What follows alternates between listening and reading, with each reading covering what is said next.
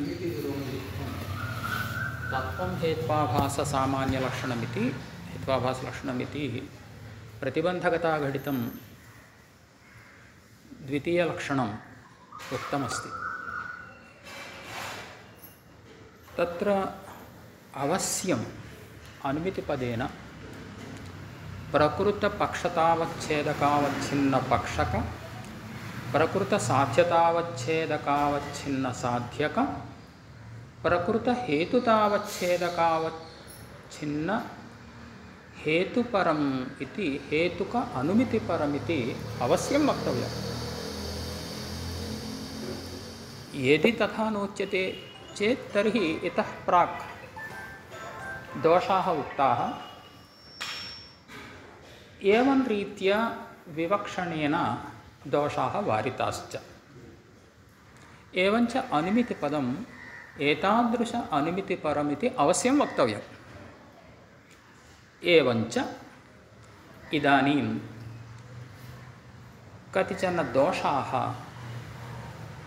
प्रसज्यन्ते इति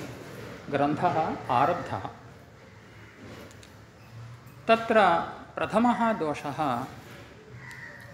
निर्वन्निः पर्वतो वह्निमान् इति स्थलम्। निर्वन्निपर्वते वह्निः साध्यते।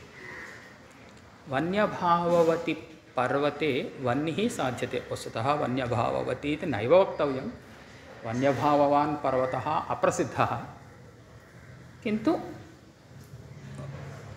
नाम ज्ञानपरमिति वक्तव्यं, परन्तु किञ्चित् एवं स्थलमेवमिति वक्तुं मया एवम् उक्तं। वन्यभावविशिष्टे पर्वते वह्निः साध्यते इति। तत्र दोषः कः इत्युक्तौ वह्निमत्पर्वतः दोषः, आश्रयासिद्धिः दोषः। तत्रापि लक्षणसमन्वयः कर्तव्यः। लक्षणसमन्वयो न भवति इति तस्मिन् आश्रयासिद्धिदोषे अव्याप्तिः उच्यते। कथं? यद्विषयकत्वेन इत्युक्तौ यत्पदेन दोषः स्वीकर्तव्यः। वह्निमत्पर्वतरूप आश्रयासिद्धि विषयकत्वेन ज्ञानं पर्वतो वह्निमान् इत्याकारकज्ञानं निर्वन्निः पर्वतो वह्निमान् इत्याकारक अनुमितिप्रतिबन्धकमिति वक्तव्यं। परन्तु तादृश अनुमितिः अप्रसिद्धा। निर्वन्निः पर्वतो वह्निमान् इत्यनुमितिः अप्रसिद्धा। कुतः इत्युक्तौ स्वविरोधी धर्मधर्मितावच्छेदकक स्वप्रकारकज्ञानस्य अनाहार्यस्य अनभ्युपगमात् इत्यर्थः इति न्यायः। अत्र पश्यन्तु, निर्वन्निः पर्वतो वह्निमान् इत्यत्र वन्यभावविशिष्टपर्वते इति उक्तं किल। धर्मी वन्यभावविशिष्टपर्वतः, धर्मितावच्छेदकं वन्यभावः। एवञ्च वह्निः प्रकारतया वर्तते, वह्निः साध्यते। स्वपदेन वह्निः ग्राह्यः। स्वविरोधी वह्निविरोधी यः कः वन्यभावः, सः धर्मितावच्छेदकतया वर्तते। स्वविरोधी धर्मितावच्छेदकक स्व इत्युक्तौ पुनः वह्निः, वह्निप्रकारकं यत् ज्ञानमस्ति इदं ज्ञानम् एतादृशं स्वविरोधी धर्मितावच्छेदकक स्वप्रकारकं ज्ञानम् इदं ज्ञानम् अवश्यम् आहार्यमेव भवति, अनाहार्यं कदापि न भवति। अनुमितिस्तु अनाहार्यरूप एव, अनाहार्यमनुमितिः इति अनुमितेः आहार्यत्वं कदापि न भवति। एवञ्च अत्र अस्मिन् स्थले अनुमितिः अप्रसिद्धा। एवञ्च अनुमितिविरोधित्वं कथमागच्छति अस्मिन् दोषज्ञाने? अतः अत्र अस्मिन् स्थले अनुमितेः अप्रसिद्धत्वात् अस्मिन् आश्रयासिद्धिदोषे अव्याप्तिः इति प्रथमः दोषः। द्वितीयः दोषः, द्वितीयं स्थलं पर्वतः पर्वतावृत्तिवन्यमान् इति स्थलं। पर्वते पर्वतावृत्तिवन्निः साध्यते। अत्र दोषः कः इत्युक्तौ बाधः दोषः। पर्वतावृत्तिवन्निः इत्युक्तौ महानसीयादिवन्निः, तादृशवन्निः महानसादौ वर्तते, पर्वते न वर्तते। एवञ्च पर्वतावृत्तिवन्यभाववत् पर्वतः अत्र बाधः। अस्मिन् बाधेपि लक्षणसमन्वयः कर्तव्यः। अत्रापि अनुमितिः अप्रसिद्धा। कथं? पर्वतः पर्वतावृत्तिवन्यमान् इति ज्ञानम् आहार्यमेव भवति। अत्र न्यायः स्वस्मिन् स्वावृत्तिप्रकारकज्ञानस्य अनाहार्यस्य अनभ्युपगमात्। स्वपदेन पर्वतः गृह्यते। स्वस्मिन् पर्वते स्वावृत्तिप्रकारकज्ञानं, पर्वतावृत्तिवन्यप्रकारकं ज्ञानम् अवश्यम् आहार्यमेव भवति। पूर्वोक्तं यदाहार्यत्वम् अत्र योजयितुं शक्यते वा? तत्र धर्मितावच्छेदकत्वम् उक्तं किल, तावच्छेदकक स्वप्रकारज्ञानम्। अत्र धर्मितावच्छेदकतया न भासते किल, तद् योजयितुं न शक्यते, न शक्यते। तर्हि कीदृशम् आहार्यत्वम्? अదే तदेव द्वितीयः प्रकारः उक्तः किल। स्वस्मिन् स्वावृत्तिप्रकारकज्ञानस्य अनाहार्यस्य अनभ्युपगमात्। स्वस्मिन् शुद्धपर्वते स्वावृत्तिप्रकारक पर्वतावृत्तिवन्यप्रकारक ज्ञानस्य एवञ्च नियताहार्यत्वम् अनेकविधं परिष्क्रियते वा? भवति इदमपि एकम् आहार्यविधं भवति। क्लेशः कः? अस्ति नास्ति। तत्तु अत्र सङ्गमयितुं नैव शक्यते।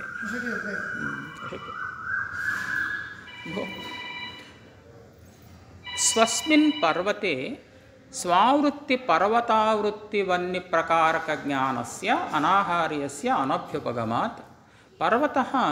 पर्वतावृत्तिवन्यमान् इति ज्ञानम् अवश्यम् आहार्यमेव भवति, अनाहार्यं कदापि न भवति। एवञ्च अत्र अनाहार्य अनुमितिः अप्रसिद्धा। एवञ्च अनुमितिविरोधित्वं नैवागतम्। अस्मिन् दोषे दोषज्ञाने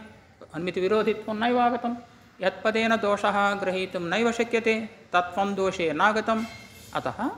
अत्र बाधे दोषः, बाधे अव्याप्तिः इति द्वितीयं स्थलं। तृतीयं स्थलं पर्वतो वन्यमान् वन्यव्यभिचारिणः इति तृतीयं स्थलम्। अत्र व्यभिचारे दोषः। क्रमशः विभिन्नदोषेषु अव्याप्तिः उच्यते। प्रथमतः आश्रयासिद्धौ, द्वितीयदोषः बाधे अव्याप्तिः, तृतीयदोषः व्यभिचारे अव्याप्तिः। पर्वतः वन्यमान् वन्यव्यभिचारिणः इत्यत्र कः दोषः इत्युक्तौ व्यभिचारः वन्यभाववद्वृत्ति वन्यव्यभिचारी व्यभिचारः। वन्यव्यभिचारी वन्यभावद्वृत्तिः भवति। वन्यव्यभिचारी इत्युक्तौ जलादिकं तत्तु वन्यभावद्वृत्तिः भवति। एवञ्च अत्र दोषः कः? यथा धूमाभावद्वृत्तिः वह्निः व्यभिचारः इत्युच्यते, धूमान् वह्नेः इत्यत्र। एवमेव अत्र वन्यभाववद्वृत्ति वन्यव्यभिचारी व्यभिचारः, तस्मिन् व्यभिचारे अव्याप्तिः। अत्रापि अयमेव क्लेशः। अनुमितिः अप्रसिद्धः। अनुमितिः अप्रसिद्धः। अनुमितिः इत्युक्तौ अनुमिति तत्करण उच्यते। अत्र समूहालम्बनानुमितिः, समूहालम्बनानुमितिः अथवा अनुमितितत्करण अन्यतरज्ञानविरोधित्वम् एवं वा भवतु। अनुमितिः अप्रसिद्धः इत्युक्तौ व्याप्तिज्ञानम् अप्रसिद्धमिति। तथा नास्ति तथा नास्ति अनुमितिः प्रसिद्धः एव अप्रसिद्धिः आपादनीया खलु अत्र तथा नास्ति भोः अनुमितिपदम् अनुमितकारणज्ञानपरं भोः अत्र अनुमितिः प्रसिद्ध्यति परतो वन्यं हेतुमान् इति स्वीकृत्य समूहारम्भणात्मकं अनुमितिं समूहारम्भणात्मिकाम् अनुमितिं स्वीकृत्य एव आहार्यत्वं प्रसञ्जनीयं खलु इति प्रश्नः पर्वतो वन्यमान् वन्यव्याप्तिधूमवान् समीचीनं तदानीमपि घटते तदानीमपि घटते इति क्लेशः नास्ति साध्यव्याप्यहेतुमान् पक्षः इति किल समूहः तद् भोः उभयापि अस्ति किल समूहालम्बनानुमितिपरम् अथवा कुत्रचित् कदाचित् अनुमितितत्करण अन्यतरज्ञानपरम् इति अस्ति किल चिन्ता नास्ति साध्यव्याप्यहेतुमान् पक्षः इति समूहानाम् अनुमितिरेव स्वीक्रियतां साध्यव्याप्यहेतुः न भवति वन्यव्याप्यः वन्यव्यभिचारी न भवति वन्यभाववदवृत्तिः वन्यव्यभिचारी न भवति वन्यभावदवृत्तिरेव वन्यव्यभिचारी वन्यभावदवृत्तिः वन्यव्यभिचारी न भवति अत्र कः न्यायः इति आहार्यत्वे कः न्यायः इति उक्तं पूर्वोक्तयुक्तेः इत्येव उक्तं पूर्वोक्तयुक्तिः इत्युक्तौ प्रथमयुक्तिस्तु नैव घटते धर्मितावच्छेदकरूपेण कोऽपि किमपि न भासते अतः द्वितीययुक्तिरेव आदर्तव्या स्वस्मिन् तदेव अस्ति अत्र पूर्वोक्तयुक्तेः इत्यत्र स्वस्मिन् स्वावृत्तित्वप्रकारक वदामि तत्रैव आगच्छ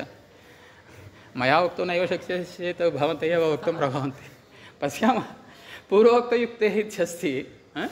स्वस्मिन् स्वावृत्तित्व प्रकारक ज्ञानस्य अनाहार्यस्य अनभ्युपगमात् इत्यस्ति किल स्वस्मिन् वन्यव्यभिचारिणि नाम वन्यभाववद्वृत्ति जलादौ कस्मिंश्चित् अथवा वन्यव्याप्यत्वाभाववति वन्यव्यभिचारिणी इत्युक्तौ स्वस्मिन् समीचीनं तदेव वन्यव्याप्यत्वविशिष्ट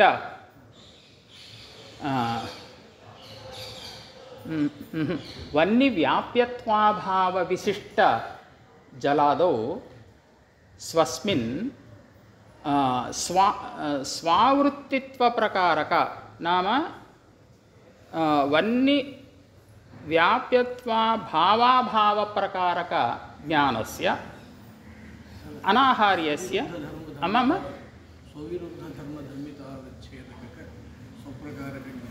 तदपि घटते वा अत्र स्वविरोधि धर्मधर्मितावच्छेदकः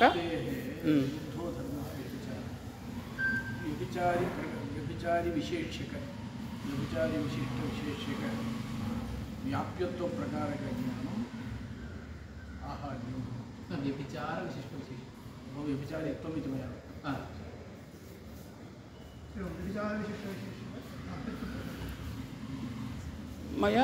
मया तु द्वितीयं सङ्गमयितुं शक्यते इति तत्रैव दृष्टिः दत्ता इदं सम्यक् अस्ति खलु विचारविशिष्टे व्याप्यत्वप्रकारकज्ञानं एवं तदव घटते समीचीनं मया तु पश्चातावच्छेदकरूपेण मया चिन्तितम् इदमपि घटयितुं शक्यते मया स्वस्मिन् स्वावृत्तित्वप्रकारक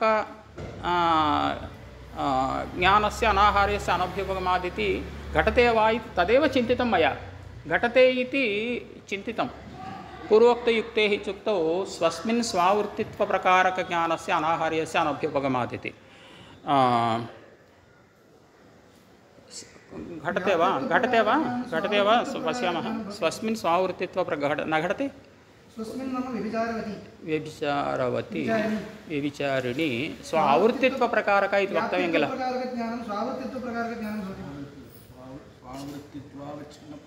स्वावृत्तित्वप्रकारक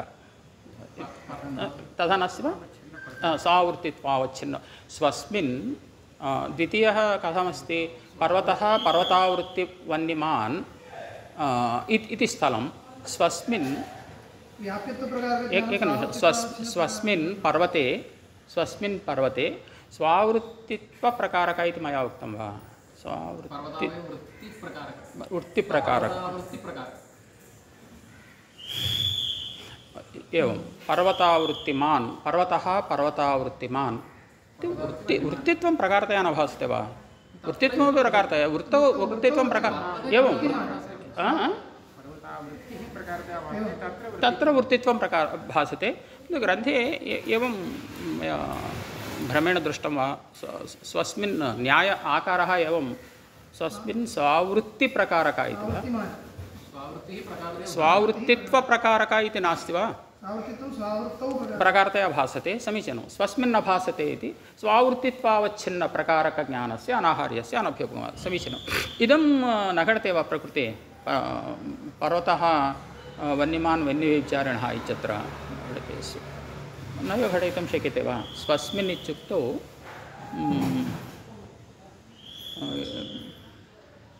तत्र पर्वते इति स्वीकृतं मया चिन्तितं हेतौ इति चिन्तितं हेतौ स्वावृत्तित्वप्रकारक स्वावृत्तित्वावच्छिन्नप्रकारक पश्यामः एकवारम् आलोचनीयम् इदमपि घटयितुं शक्यते वा इति चिन्तितं तदानीं यदा मया किञ्चित् पुनः आलोचितं घटयितुं शक्यते इति चिन्तयित्वा प्रथमं त्यक्तम् अत्रैव दृष्टिः पातिता भवतु इति पूर्वोक्तयुक्तेः अत्रापि अनुमितिः नैव प्रसिद्ध्यति इति तृतीयः दोषः व्यभिचारे दोषः चतुर्थः दोषः पर्वतो वन्यमान् पर्वतावृत्तेः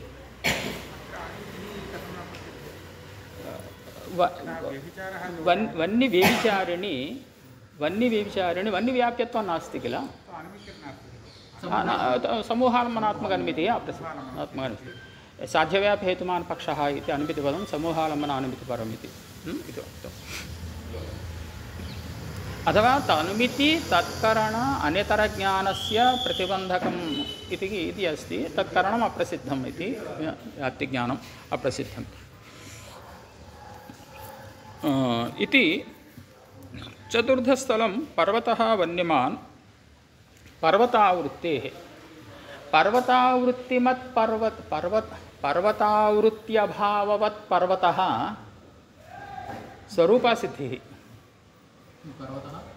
पर्वतः वन्यमान् पर्वतावृत्तेः पर्वतावृत्त्यभाववत् पर्वतः स्वरूपसिद्धिः एवञ्च अत्र स्वरूपसिद्धौ लक्षणं सङ्गमनीयम् अत्रापि अयमेव क्लेशः किम् अनुमितिः अप्रसिद्धः साध्यव्यापितमानः अनुमितिः इत्युक्तौ मम अभिप्रायः साध्यव्यापहेतुमान् पक्षः इत्येव अभिप्रायः अनुमितिपदं समूहालम्बनानुमितिपरमिति अस्ति किल अनुमितिः अप्रसिद्धः अत्रापि एवमेव पर्वते पर्वतावृत्तिप्रकारक इति भवद्भिरुक्तं ग्रन्थः एकवारं द्रष्टव्यः वृत्तित्वा इति दृष्टं पर्वते पर्वतावृत्तिप्रकारक यथा पर्वतः पर्वतावृत्तिवन्यमान् इत्यत्र यथा उक्तं तथैव अत्रापि तत्र बाधः अत्र स्वरूपसिद्धिः अयमेव भेदः एवं भोः पर्वतावृत्ति स्वस्मिन् पर्वते स्वावृत्तिप्रकारक पर्वतावृत्तिप्रकारक ज्ञानम् आहार्यमेव नीताहार्यं भवति अनाहार्यं न भवति इति कृत्वा अनुमितिः अप्रसिद्धा इति कृत्वा अनुमितिप्रतिबन्धकत्वं नैव वक्तुं शक्यते अस्मिन् स्वरूपसिद्धिनिश्चये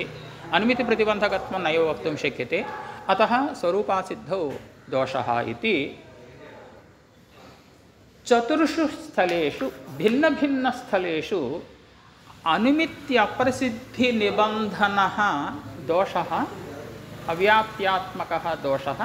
प्रदर्शितः ग्रन्थे अतः अनुमित्यप्रसिद्धिनिबन्धनदोषवारणाय अयम् अत्र वदन्ति कल्पः आरब्धः ग्रन्थे एवं भोः तत्तु मया न चिन्तितं भोः अस्ति वा द्रष्टव्यं मया तु न चिन्तितं पूर्वस्थलं अस्माकं प्रौढमनोरमायां किञ्चपञ्चकम् इत्यस्ति किञ्चपञ्चकम् इति तत्र प्रौढमनोरमायां तत्र गुरुभिः पाठनवेलायां प्रत्येकं द्वितीय किञ्चे इत्यस्य अवश्यं तत्र स्वारस्यं प्रथमकिञ्चे अवश्यं तत्र स्वारस्यमस्ति अत्रापि स्याद् वा इति अवश्यं कुत्रचित् भवेत् कुत्रचित् न भवेत् अत्र भवति वा इति मम तु विश्वासः नास्ति अवश्यं दोषः तथास्थैव अस्ति एवम् अतः एतद् दोषवारणाय अत्र वदन्ति कल्पः आधृतः दीधिकारैः छेदकः तद्वत् स्वस्मिन् स्वावृत्तित्वावच्छिन्नप्रकारक ज्ञानं तावत् नियताहार्यम् इत्युच्यते स्वस्मिन् इत्यस्य अर्थः स्वासाधारणधर्मवती इत्यर्थः पर्वतत्वेन रूपेण पर्वते गृहीते एव स्वावृत्तित्वेन ज्ञानं भवति चेदेव पर्वतावृत्तिपदार्थः जलं पर्वतो जलवहन् इति आहारे नास्ति किल स्वावृत्तित्वावच्छिन्नप्रकारके प्रयोजनं नास्ति अतः किमुच्यते तयोः परस्परं विरोधः भवति यथा धर्मितावच्छेदकं स्वविरुद्धं धर्मधर्मितावच्छेदकयोः प्रकारस्य विरुद्धं धर्मितावच्छेदकं यथा तद्वत् धर्मितावच्छेदकविरुद्धः धर्मितावच्छेदक असमानाधिकरणः इति प्रकारो भवति तदानीमपि नेताहार्यम् आशयः अतः प्रथमयुक्तिः अत्रापि घटते तुल्यमेव वर्तते नेताहार्यत्वम् अत्र स्थलचतुष्टयं किमर्थं स्वीकृतं प्रथमस्थले वैरुद्ध्यं च असमानाधिकरणरूपमेव स्थलचतुष्टयं किमर्थं स्वीकृतम् चेत् अत्र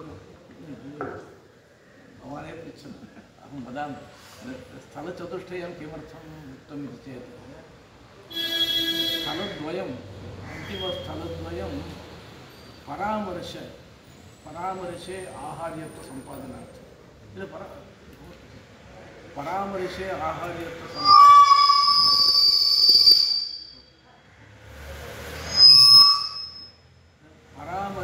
आहार्यत्व सम्पादनार्थम् अन्तिमस्थलद्वयं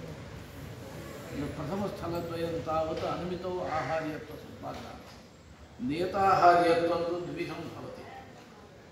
धर्मितावच्छेदकं प्रकारविरुद्धं भवति कुत्रचित् धर्मितावच्छेदकविरुद्धं भवति विरुद्धो भवति प्रकारो नाम विशेषणम् अतः तत् स्थलद्वयं प्रकाशः तत्र तु यथा अत्र अतिव्याप्तिरुच्यते तदनन्तरम् अभिव्याप्तिरुच्यते तत्र अवतारिका क्रियते तथा अत्र नास्ति परन्तु अनुमितेः अनाहार्यत्वम् उच्यते परामर्शस्य आहार्यत्वं वक्तुं शक्यते किल परामर्शस्य वक्तुं शक्यते किल तदेव मया उच्यते अतः अनाहार्यम् अनुमितिः इत्येव किल अस्ति प्रत्यक्षात्मकपरामर्शे तु आहार्यत्वम् अत्र प्रत्यक्षात्मकपरामर्शेन इति नियमः नास्ति किल तदेव वक्तव्यम् अन्यथा वदामि पर्वतः वह्निमान् वह्निव्यभिचारिणः इति उच्यते किल तत्र वह्निव्याप्य वह्निव्यभिचारिमान् इति उच्यते तथा उच्यते चेत् तस्य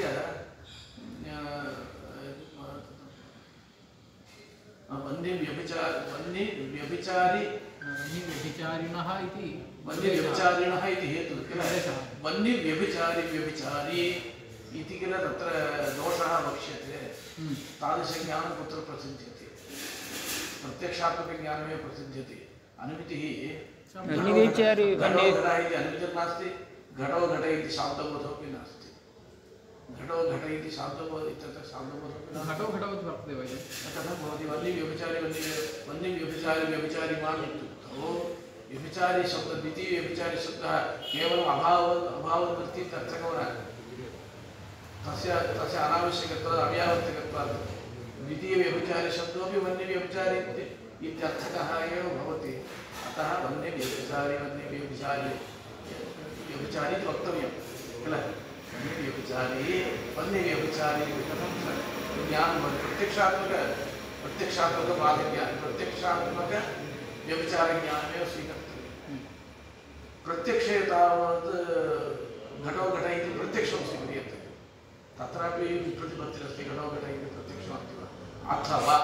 प्रत्यक्षेपि विप्रतिपत्तिरस्ति चेत् एवं वक्तव्यं प्रथमव्यभिचारशब्दः अन्यादशव्यभिचारः वन्यमदन्यावृत्तित्व प्रथमव्यभिचारपरः द्वितीयव्यभिचारः अभाववृत्तित्वव्यभिचारपरः तयोर्विरोधः कथमिति चेत् स्वरूपतः विरोधः वर्तते वन्यमदन्यावृत्तित्वस्य वन्यभाववृत्तित्वस्य च विरोधः वर्तते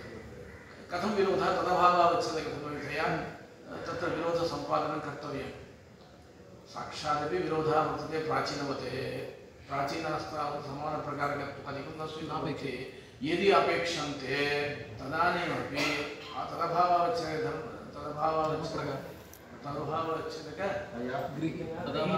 गृहीतधर्मप्रकारकनिश्चयः तदभावावच्छेदकप्रकारक ज्ञानत्वेन प्रतिबन्धः आहार्यत्वेपि प्रतिबन्धकता नास्ति इति कृत्वा एवम् अनुमितिप्रतिबन्धकता घटितलक्षणम् एवं सत्यं नैवागं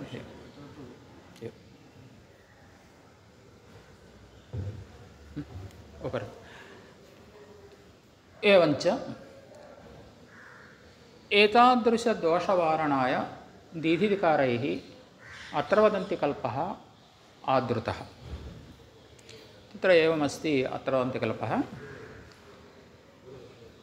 यद्विषयकनिश्चयस्य विरोधिविषयिताप्रयुक्तः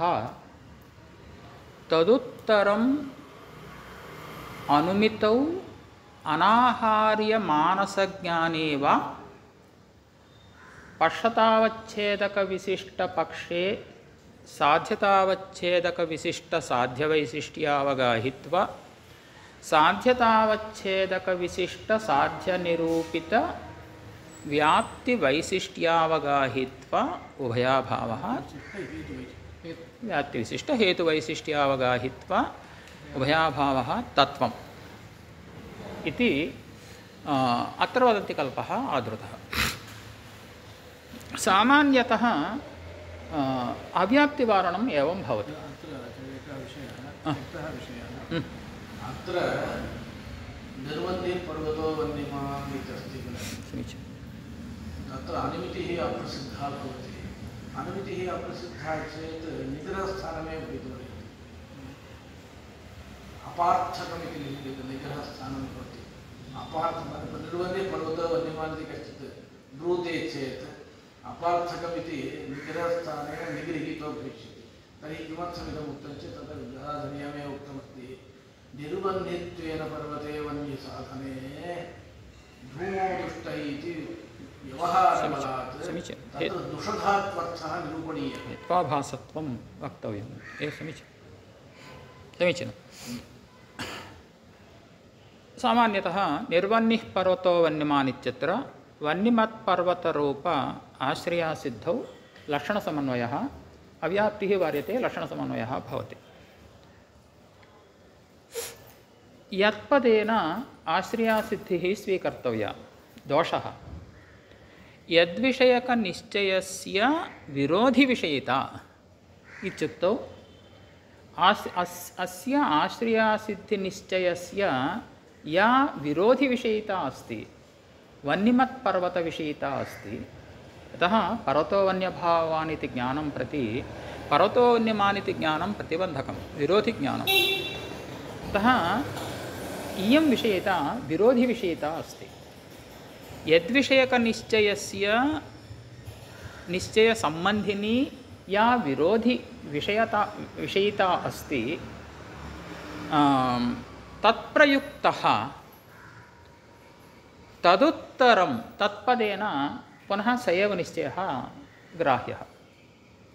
पर्वतो वन्यमान् इति वन्यमत्पर्वतनिश्चयः ग्राह्यः तदुत्तरं वन्यमत्पर्वतनिश्चयोत्तरं या अनुमितिः इत्युक्तौ निर्वन्यः पर्वतो वन्यमान् इति अनुमितिस्तु नैव ग्राह्या सा अनुमितिरेव न भवति का अनुमितिः ग्राह्या तदुत्तरम् अनुमितिः इत्युक्तौ भूतलं घटवतु घटव्याप्य पटवच्च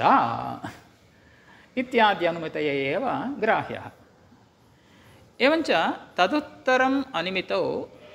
पक्षतावच्छेदकविशिष्टपक्षे साध्यवैशिष्ट्यावगाहित्वं नास्ति। एवं साध्यव्याप्यहेतुवैशिष्ट्यावगाहित्वं नास्ति, उभयाभावः अस्ति। तत्पदेन आश्रयासिद्धिः स्वीकृता, तत्त्वम् आश्रयासिद्धौ वर्तते, वह्निमत्पर्वतरूप आश्रयासिद्धौ वर्तते इति लक्षणसमन्वयः भवति, अव्याप्तिः वार्यते। अत्र ग्रन्थे केचन विषयाः प्रस्तुताः सन्ति सङ्ग्रहरूपेण, केचन विषयाः मया अत्र प्रस्तूयन्ते, दलसार्थक्यानि वा लक्षणविषये वा केचन अंशाः। अत्र ग्रन्थे किमुक्तं, यद्विषयकनिश्चयस्य विरोधिविषयिता प्रयुक्तः इति विरोधिविषयितायां यद्विषयकनिश्चयीयत्वं प्रविष्टमिव भाति, प्रविष्टमेव भाति, प्रविष्टं परन्तु तन्नावश्यकम् इति।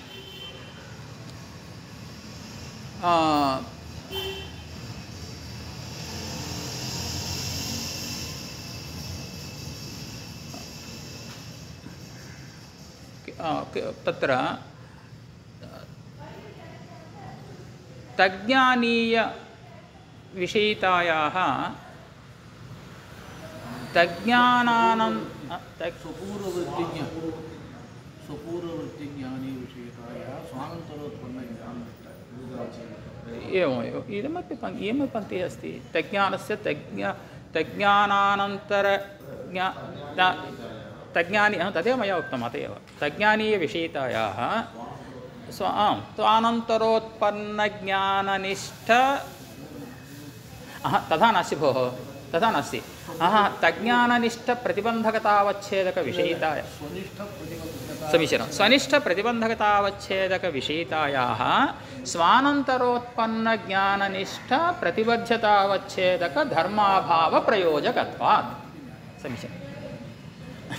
स्वज्ञानीयविषयितायाः स्वानन्तरोत्पन्नज्ञाननिष्ठप्रतिबद्धतावच्छेदकधर्माभावप्रयोजकत्वात् इति। इदानीं स्वज्ञानं नाम पर्वतो वन्यमान् इति, स्वज्ञानीयविषयिता नाम वन्यमत्पर्वतविषयिता, स्वानन्तरोत्पन्नज्ञानमित्युक्तौ स्वं नाम पुनः पर्वतो वन्यमान् इति ज्ञानं, स्वानन्तरोत्पन्नं ज्ञानमित्युक्तौ पर्वतो वन्यभावान् इति ज्ञानं न भवति, किन्तु अन्यत् ज्ञानान्तरं स्वानन्तरोत्पन्नज्ञाननिष्ठ प्रतिबद्धतावच्छेदकधर्मः इत्युक्तौ पर्वते वन्यभाववैशिष्ट्यावगाहित्वं समीचीनं वन्यवैशिष्ट्यावगाहित्वाभावः तद् वन्यभाववैशिष्ट्यावगाहित्वरूपप्रतिबद्धतावच्छेदकधर्माभावप्रयोजकत्वात्। प्रयोजकत्वं कस्मिन्? अस्यां विषयितायां, स्वज्ञानीयविषयितायां, वन्यमत्पर्वतविषयितायाम्। अतः तत्र सा विरोधिविषयितयो भवति। पुनः स्वज्ञानीयत्वकथनं ग्रन्थे एवमस्ति किल, यद्विषयकनिश्चयस्य विरोधिविषयिता प्रयुक्तः इत्यस्ति, तन्निश्चयीयत्वं लक्षणेन प्रविष्टं स्वरूपकीर्तनमात्रपरं। नाम इदानीं लक्षणम् एवं भवति, इदमेकं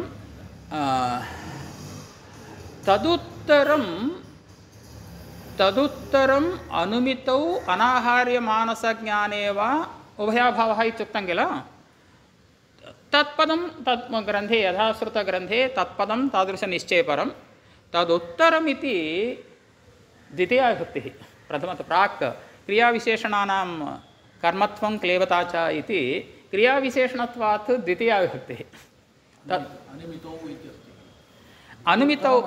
अनुमितौ इति माधातुपस्थाप्य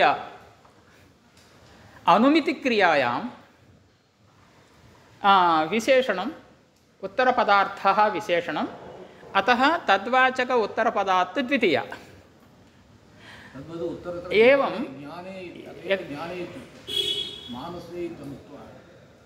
अनाहार्य मानसज्ञाने वा इति। भवद्भिः पूरितं यद्वक्तव्यं तत्र मानसे इति मानसं ज्ञानमेव भवति अतः ज्ञानपदम् अत एव उपात्तम् इति ज्ञाधात्वर्थ ज्ञानक्रियायाम् इदं विशेषणं विशेषणत्वात् कर्मत्वं क्लेबता इति द्योतनार्थमेव ग्रन्थे ज्ञानपदं प्रयुक्तम् इत्यपि अस्ति एवञ्च उत्तरपदञ्च उत्तरकालीनार्थकम् उत्तरकालीना या क्रिया इति एवमस्ति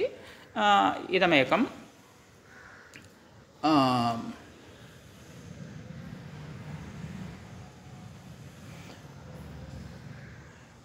यद्रूपावच्छिन्न विषयक निश्चयोत्तर अनिमिति सामान्यस्य विरोधि विषयिता प्रयुक्तः पक्षतावच्छेदक विशिष्ट पक्षे साध्यतावच्छेदक विशिष्ट साध्यवैशिष्ट्यावगाहित्व साध्यतावच्छेदक विशिष्ट साध्य निरूपित व्याप्ति विशिष्ट हेतुतावच्छेदक विशिष्ट हेतुवैशिष्ट्यावगाहित्व उभयाभावः तद्रूपावच्छिन्नत्वम् इति अत्र वदन्ति कल्पस्य परिष्कृतं लक्षणम् इति अनन्तरम् उक्तमस्ति। अत्र विषयिता प्रयुक्तः यः उभयाभावः पक्षे साध्यवैशिष्ट्यावगाहित्वा साध्यव्याप्य हेतुवैशिष्ट्यावगाहित्वा उभयाभावः इत्येतावन्मात्रमुच्यते चेत् अलं किल यतः वन्यभाववद्ध्र तथा नास्ति विरोधिविषयिता प्रयुक्तः तदुत्तरमनिमितौ मनानाहार्यमानसज्ञाने वा उभयाभाव इत्यादिकं सर्वं नास्ति किमपि नास्ति विषयिता प्रयुक्तौ विरोधी अस्ति वा विरोधी अस्ति किल तदपि नावश्यकमिति पश्यामः विषयिता प्रयुक्तः उभयाभावः समन्वयः भोः पश्यामः भोः मया प्रथमतया उक्तं समन्वयार्थं यत्नं कुर्मः नैव समन्वयः न जातः इत्युक्तौ भवन्तः ब्रवन्ति भोः यच्चब्दः अस्ति भोः तत्त्वमिति आवश्यकं किल एवं यद्विषयिता प्रयुक्तः इति तत्त्वमिति अस्ति किल अतः विषयिता प्रयुक्तः मया उक्तं यद्विषयिता प्रयुक्तः इति स्वीक्रियताम् यद्विषयिता प्रयुक्तः पक्षे साध्यवैशिष्ट्यावगाहित्वा साध्यव्याप्य हेतुवैशिष्ट्यावगाहित्वा उभयाभावः तत्त्वम् इत्येतावन्मात्रमुच्यते चेत् हर्दो वन्यमान्धूमादित्यादौ बाधैकदेश वन्यभावादौ अतिव्याप्तिः यतः हर्दो वन्यमान् इति अनुमितिं प्रति हर्दो वन्यभावान् इति बाधनिश्चयस्य प्रतिबन्धकत्वमस्ति तादृशबाधनिश्चयीय वन्यभावविषयितायाः प्रतिबन्धकतावच्छेदकत्वम् अस्ति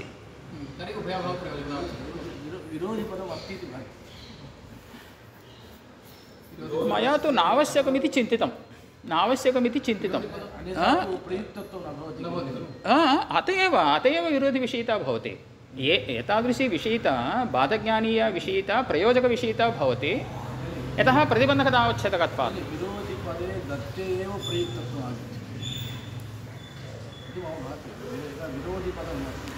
प्रतिबन्धकत्वे एव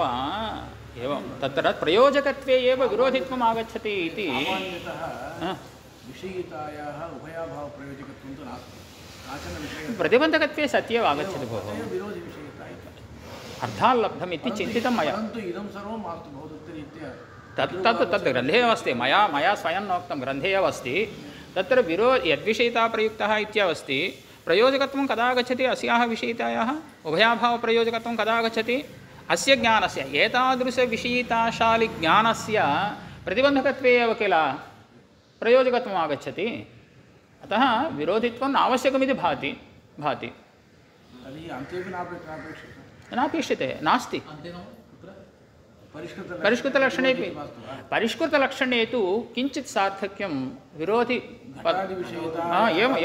तदस्ति घटादौ अतिव्याप्तिवारणाय इति एवम् अस्ति इदानीं तु अत एव प्रथमतः मया किमुक्तं ग्रन्थे एव स्वज्ञानीयविषयितायाः स्वानन्तरोत्पन्नज्ञाननिष्ठप्रतिबद्धतावच्छेदकधर्माभावप्रयोजकत्वात् इति उक्तं किल एवम् आवश्यकं चेत् दद्मः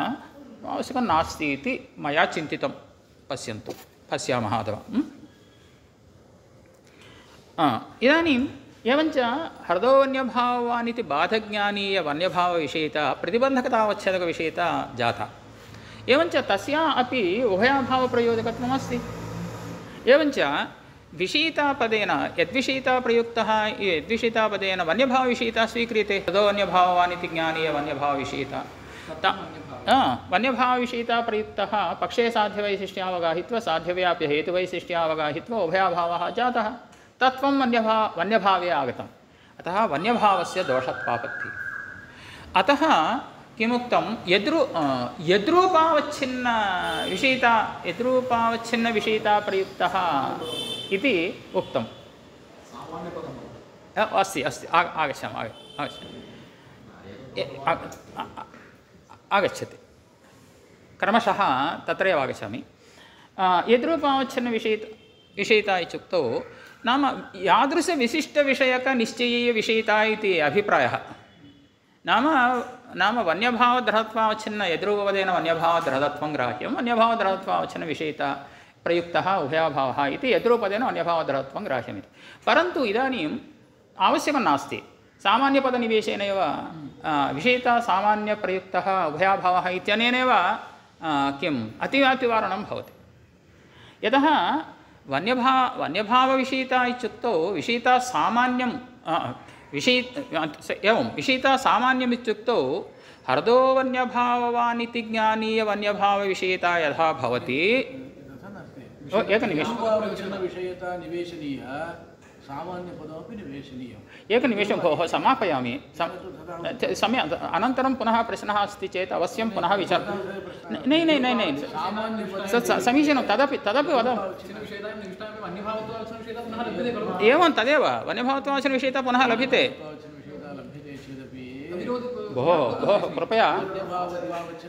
भोः कृपया शृण्वन्तु भोः अनन्तरं किञ्चित् विचारं कुर्मः क्रमशः एवम् अस्ति मया स्मरणे तु एवमस्ति विषयिता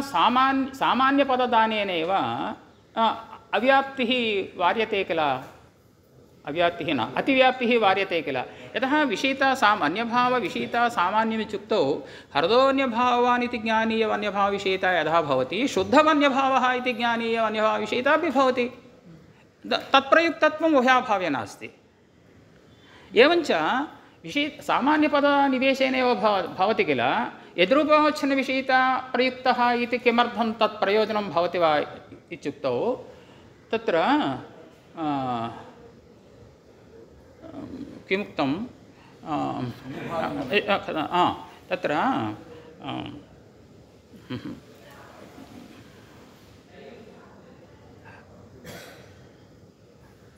वन्यभावव्याप्य पाषाणमयत्वान् पर्वतः पाषाणमयत्वांश्च पर्वतः इति निश्चयविशिष्टनिश्चयमादाय तत्र किं भवति पाषाणमयत्ववत् पर्वते अतिव्याप्तिः अतिव्याप्तिः यतः अस्य ज्ञानस्य निश्चयविशिष्टनिश्चयत्वेन प्रतिबन्धकत्वम् एवञ्च समानाकारकज्ञानीय विषयतयोः ऐक्यात् विषयिता सामान्यं प्रतिबन्धकतावच्छेदकत्वम् अस्ति प्रयोजकत्वम् अस्ति प्रतिबन्धकतावच्छेदकत्वात् प्रयोजकत्वम् अस्ति अतः तत्प्रयुक्तत्वम् उभयाभावे अस्ति अतः अत्र अतिव्याप्तिः पाषाणमयत्वात् पर्वते अतिव्याप्तिः तद्वारणाय किं वक्तव्यं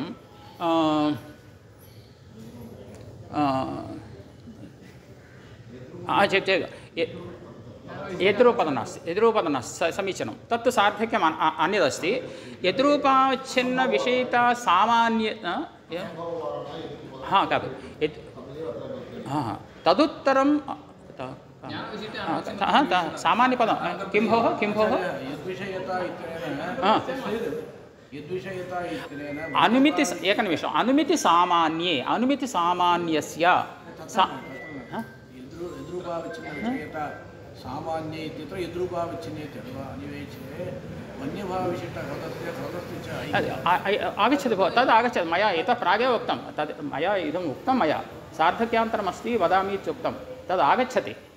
इदानीं यद्रूपावच्छिन्नविषयताशालि निश्चयोत्तर अनुमिति सामान्यस्य इति सामान्यपदमस्ति एं भोः न इदानीं सामान्यपदस्य सार्धक्यम् इदमस्ति सामान्यपदस्य सार्धक्यं किं पाषाणमयत्वत्पर्वते अतिव्याप्तिः तिष्ठति अतः अनुमितिसामान्यमित्युक्तौ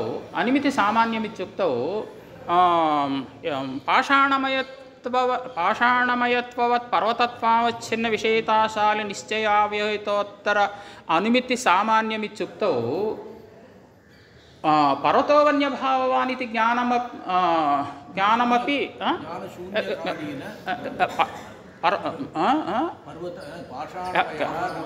समीचीनं समीचीनं पाषाणमयत्वाभा तदभावव्याप्यवत्ता निश्चय मुद्रया किल प्रतिबन्धकत्वम् अतः किं वक्तव्यं पाषाणमयो वन्यभाववान् निश्चयस्य प्रतिबन्धकत्वं नास्ति एवञ्च किं भवति अनुमितिसामान्यमित्युक्तौ तदुत्तर अनुमितिसामान्ययुक्तौ पर्वतो वन्यमानित्यमितिरपि भवति समीचीनं पाषाणमयः पर्वतः निश्चयोत्तर अनुमितिसामान्यमित्युक्तौ पर्वतो वन्यमानिति निश्चयः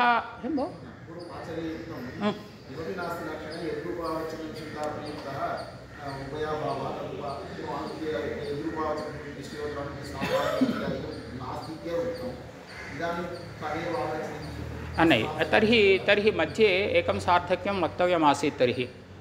किं विषयिताप्रयुक्तः यः उभयाभावः इत्युक्तौ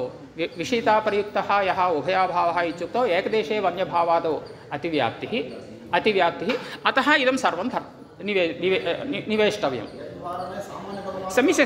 समीचीनं मध्ये एवमेव आगच्छति भोः कृपया शृणोतु भोः तत्र समीचीनं विषयिताप्रयुक्तः यः उभयाभावः इत्येतावन्मात्रमेव अस्तु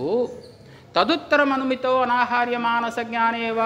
पक्षे साध्यवैशिष्ट्यावगाहित्वा साध्यव्याप्य हेतुवैशिष्ट्यावगाहित्वा उभयाभावः इति मास्तु इत्युक्तौ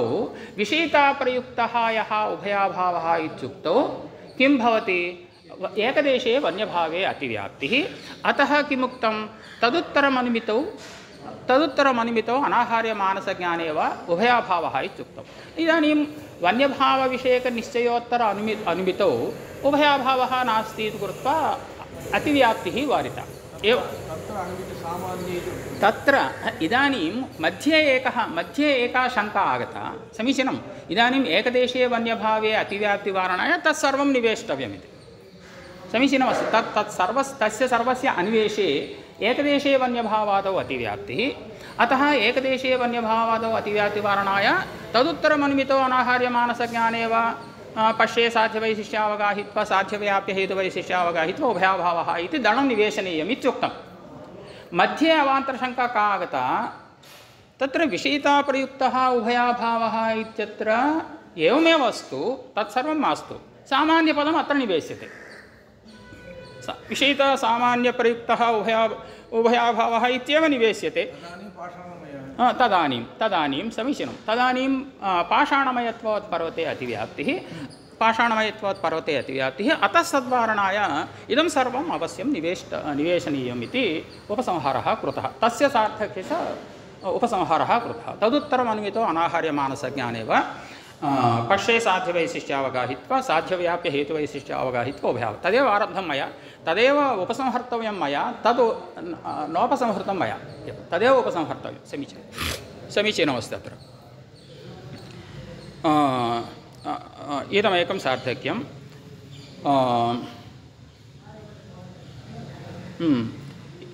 यत्पदं यद्रूपावच्छिन्नविषयकनिश्चयपरमिच्छु इति अस्ति किल तदनिवेशे इदानीं भवद्भिरुक्तरीत्या यत्र ह्रदत्वेन वन्यभाववद्ह्रदस्य विषयत्वं ह्रदः इत्याकारकं ज्ञानं तदुत्तरम् अनुमितिः इत्युक्तौ ह्रदो वन्यमान् वन्यव्यापिधूमांस इत्यनुमितिः भवत्येव तदुत्तरानुमितौ उभयाभावः नास्ति अतः तस्मिन् स्थले वन्यभाववद्ह्रदस्य दोषत्वं न स्यात् कुत्र कुत्र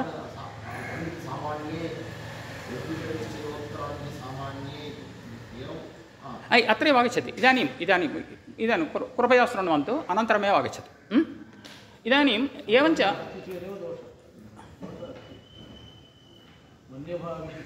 हृदस्य च हृदः इति ज्ञानं स्वीक्रियते तदुत्तर अनुमितिरपि सामान्य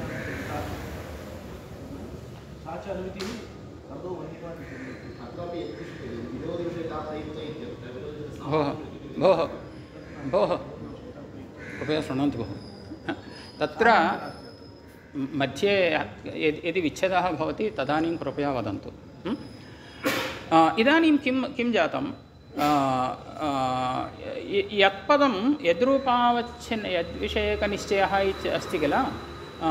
अतः यद्रूपावच्छिन्नविषयकनिश्चयपरमिति वक्तव्यम् अन्यथा ह्रदत्वेन वन्यभावद्ह्रदस्य यत्र विषयत्वं तत्र वन्यभावद्ह्रदस्य दोषत्वं न स्यात् अतः यद्रूपावच्छिन्नविषयकनिश्चयपरमिति वन्यभावद्ह्रदत्वावच्छिन्नविषयकनिश्चयः नाम वन्यभावध्रदत्वेन वन्यभावध्रदस्य यत्र विषयत्वं तस्य सः निश्चयः स्वीकर्तव्यः ह्रदत्वेन वन्यभावध्रदावगाही निश्चयः न स्वीकर्तव्यः इति एकम् एवं यद्रूपावच्छिन्नविषयकनिश्चयाविहितोत्तर अनुमितिसामान्ये इति सामान्यपदमस्ति सामान्यपद अनिवेशे किं भवति यत्पदं पुनः ह्रदविषयिता स्वीक्रियते इदानीं यद्रूपपदेन ह्रदत्वं स्वीकृतं ह्रदत्वावच्छिन्नविषयिता इत्युक्तौ ह्रदोऽन्यभाववान् इति ज्ञानीय ह्रदविषयिता स्वीकृता सामान्यतः ह्रदविषयितापि स्वीकर्तुं शक्यते वा इति चिन्तितं तादृशविषयिताशालिनिश्चयावेतोत्तर अनुमितिः इत्युक्तौ घटाद्यनुमितिः तत्र उभयाभावः अस्ति अतः किं ह्रदादौ एकदेशे ह्रदादौ अतिव्याप्तिः अतः अनुमिति सामान्यपदनिविष्टं सामान्यपदनिवेशे ह्रदत्वावच्छिन्नविषयिताशालिनिश्चयावेतोत्तर अनुमिति सामान्यमित्युक्तौ ह्रदोऽन्यमानित्यनुमितिरपि भवति समीचीनं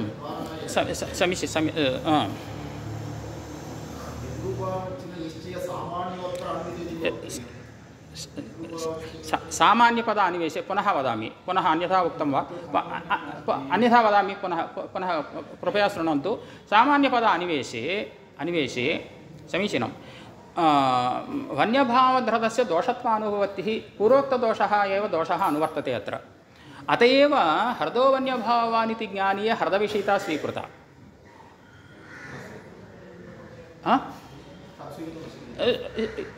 केवल ह्रदत्वावच्छिन्न ह्रदविषयिता स्वीक्रियतां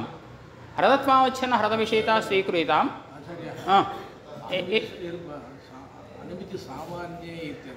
सामान्यपदं नास्ति उदासीने भूतलं घटपति इत्यत्र अत्र विरोधिविषयितापदेन अस्माभिः ह्रदे वन्यभावविषयता इति स्पष्टतया नोक्तं शिष्यनोक्तं समीचीनं विरोधिविषयता काचित् तत्र घटवद्भूतलम् इति स्वीक्रियते घटवद्भूतलत्वावच्छिन्नविषयकनिश्चयावेहितोत्तर अनिमितौ कस्याञ्चित् अनिमितौ हृदे वन्यवैशिष्ट्यावगाहित्वा भावः वर्तते तदेव अतः घटवद्भूतले अतिव्याप्तिः घटवद्भूतले अतिव्याप्तिः नास्ति घटवद्भूतले तथा नास्ति ग्रन्थकारैः एकदेशे दोषः उक्तः बाधैकदेशे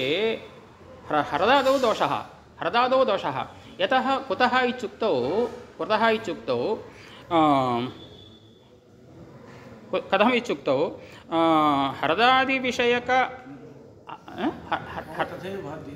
हरदा भवति वा इति पश्यामः हरदादिविषयक निश्चयाविहितोत्तर अनुमितिः इत्युक्तौ किं भवति भूतलं घटवति इत्यादि अनुमितिः तत्र उभयाभावः अस्ति इति कृत्वा एकदेशे घटादवति अति घटोद्भूतलादौ न हरदादवति एकदेशे अति हरदे वन्यभावे हरदे किञ्चित् स्वीकर्तुं शक्यते किल भोः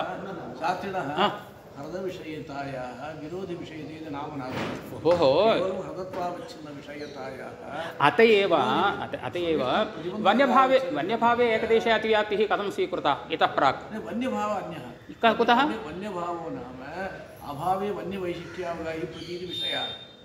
समीचीनम् अस्ति इदानीम् ग्रन्थकाराणाम् एव अभिप्रायः एकदेशविषयिता स्वीक्रियते इति ग्रन्थकाराणाम् अभिप्रायः तावन्मात्रम् अत्र ग्रन्थे एकदेशविषयिता स्वीक्रियते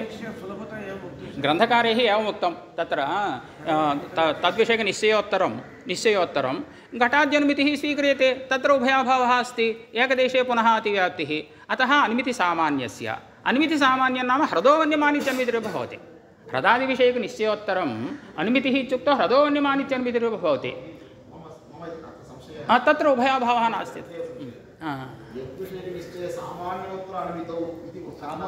सामान्यपदं नास्ति भवति तत्र नास्ति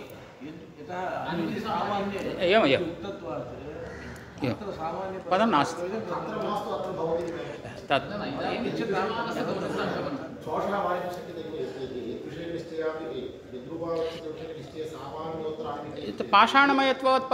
पाषाणमयत्वात्परते दोषः उक्तः किल भोः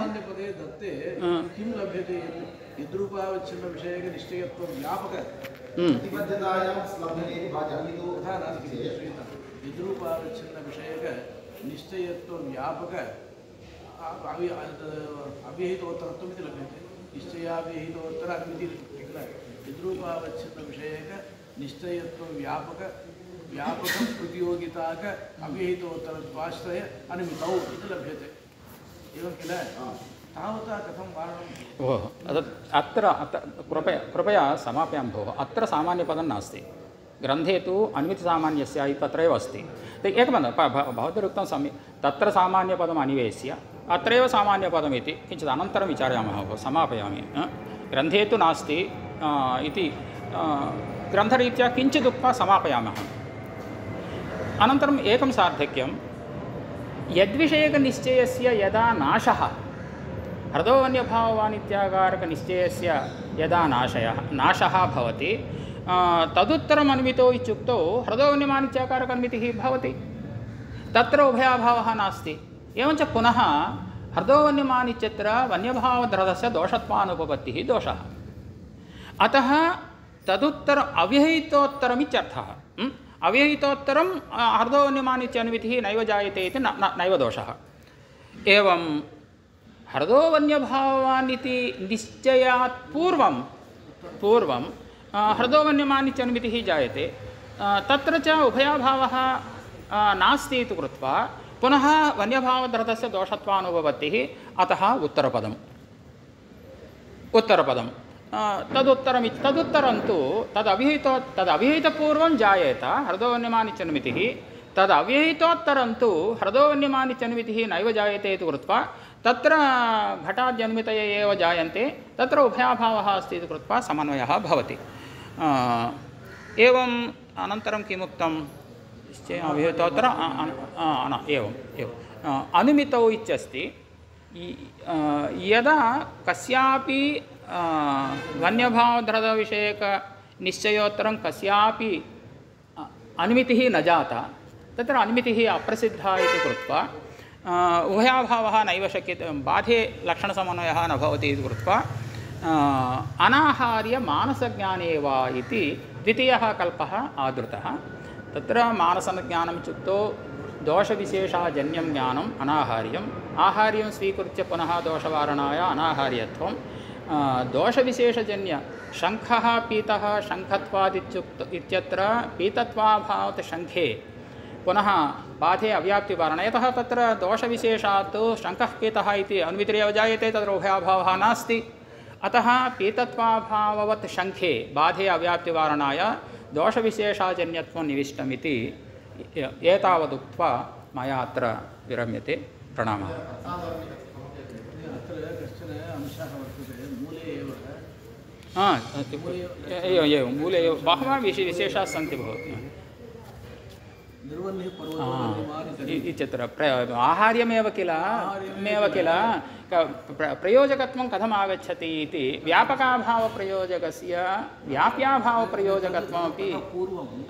निर्वह्निः पर्वतो वन्यमान् इति ज्ञानं तु आहार्यज्ञानम् आहार्यज्ञानं तु इच्छाविशिष्टज्ञानम् इच्छायाः अभावादेव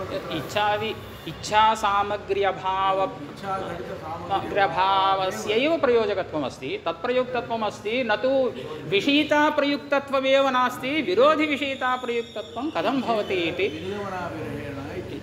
व्यापकाभावप्रयोजकस्य व्याप्याभावप्रयोजकत्वम् इति तदेव समाधानं तदेव तत्र तु एतादृशज्ञानानन्तरं निर्वह्निपर्वते वन्यवैशिष्ट्यावगाहित्वं जायमाने ज्ञाने नास्ति तत्र विनिगमनाभेदेन उभयमपि प्रयोजकम् एवं तत्र किं पर्वते वन्यवैशिष्ट्यावगाहित्वं व्यापकधर्मः निर्वह्निपर्वते तदेव निर्वह्निपर्वते वन्यवैशिष्ट्यावगाहित्वं व्याप्यधर्मः व्यापकाभावप्रयोजकस्य प्रयोजकत्वम् अस्यां विषयितायाम् अस्ति चेत् व्याप्याभावप्रयोजकत्वम् अस्ति इति क्रमशः द्वित्राः कोटयः सन्ति अत्रैव निर्वह्निः पर्वतो वन्यमान् इत्यत्रैव समन्वयार्थं द्वित्राः कोटयः सन्ति तत्सर्वं मया त्यक्त्वा अग्रे गतं इत्युक्त्वा अत्र विरम्यते परन्तु भवद्भिरुक्तरीत्या इदं तु किञ्चित् आलोचनीयं तत्र अनुमितिसामान्ये इति सामान्यपदं त्यक्त्वा अत्र सामान्यपदं दीयते चेत् पाषाणमयत्वात्पर्वते अतिव्याप्तिः उक्ता यत्किञ्चित् अनुमितौ इत्युक्तौ पुनः स एव दोषः भवति यद्रूपावच्छिन्नविषयकसामान्य अनन्तरं जायमानायां यस्यां कस्याञ्चित् अनुमितौ हृदयवन्यवैशिष्ट्यावगाहित्वा भावस्वभावः इति कृत्वा अन्यत्र अतिव्याप्तिः वन्यभावद्भग भिन्ने अतिव्याप्तिः तिष्ठत्येव तदानीमपि तिष्ठति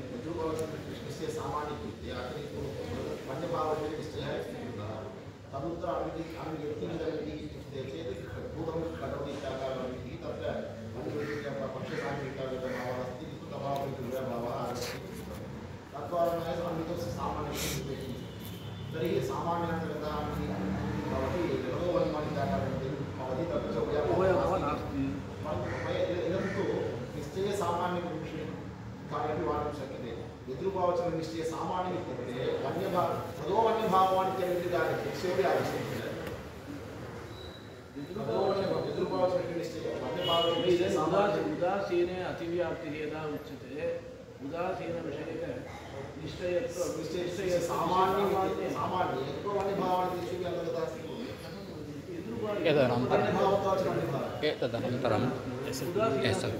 किञ्चित् अनन्तरं जलमस्ति चेत् किञ्चित् मौल्ये अनन्तरं असाधारणं